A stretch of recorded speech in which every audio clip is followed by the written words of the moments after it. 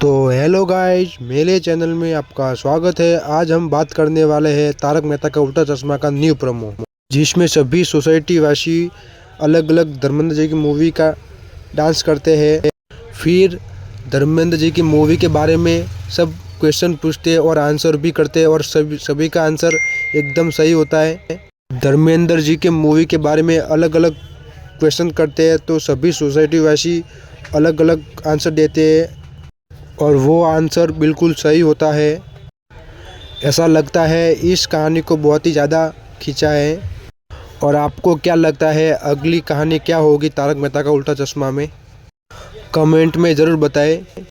और फिर लास्ट में अब्दुल और नटू काका डांस करते हैं धर्मेंद्र जी की मूवी के सॉन्ग पर। ऐसे ही नेक्स्ट प्रोमो की स्टोरी देखने के लिए मेरे चैनल को सब्सक्राइब, लाइक और शेयर ज़रूर करें।